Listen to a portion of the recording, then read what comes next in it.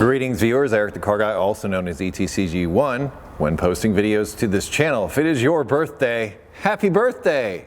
Have a cake or whatever it is I decide to throw up there. Today's topic, well, this is one of those videos I make in order to save me typing because I get the same comment over and over again. And this one is about the heat in my shop. It's like, Eric, turn on the heat. Why don't you have heat in your shop? Well, yes, indeed, I do have heat in my shop in the form of my Torpedo 125,000 BTU Mr. Heater. But there is one problem with Mr. Heater. Wait for it. See, when I'm running the heater, it kind of makes a lot of noise, which makes it difficult to shoot video. So what I usually end up doing is run the heater for a little while, shoot for a little while, and then when it gets cold enough, turn the heat back on and let the place warm up a little bit. Now my shop is 3,000 square feet, so it's pretty large. And yeah, the heater does a good job of heating it up, but in addition to my shop being large, it also is very porous and doesn't hold the heat in very well. So the heat tends to drop down quite a bit.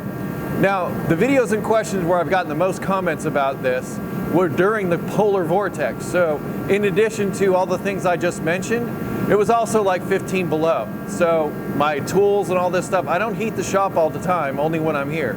So my tools were all cold, and that's why you got things like this. So this thing sat in my toolbox for a while, and I used it, and it was brittle and cold, and there you go. I'm still keeping it though, the brass part's still good. Let me turn this off. Eric, what about the other heater up on the ceiling of your shop? Excellent question. Well, don't worry about that hole there, that's a different issue altogether. But the reason I don't run that heater is because the utility company wants to charge me $45 a month just to have the privilege of being able to turn that on. So in other words, monthly charge of $45 a month just to be able to turn that on. During the summer months, all the time, $45 a month. Then they'll charge me for usage on top of that.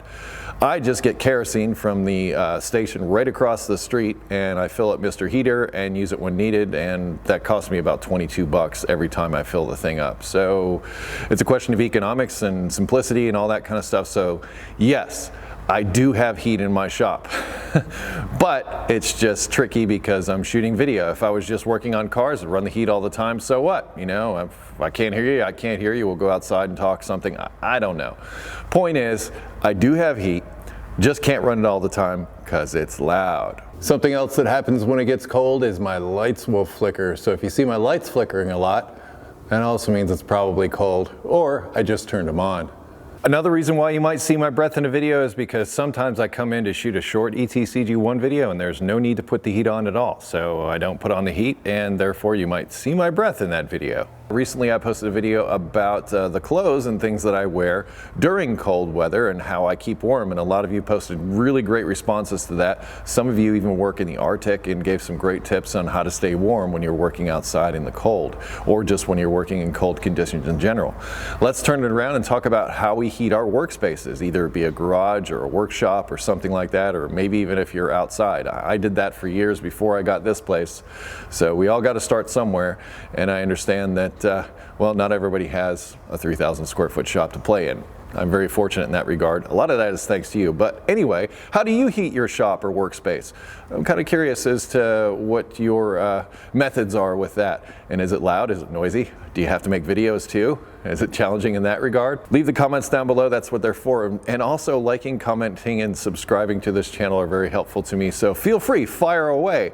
Hey, if you have automotive questions, I ask you head to ericthecarguy.com. That will be linked in the description along with other stuff that I mentioned, including a review of my Mr. Heaters, plural. I have a smaller one that I have over by my desk too. Be safe, have fun, stay dirty. Thank you so much for watching, and I'll see you next time.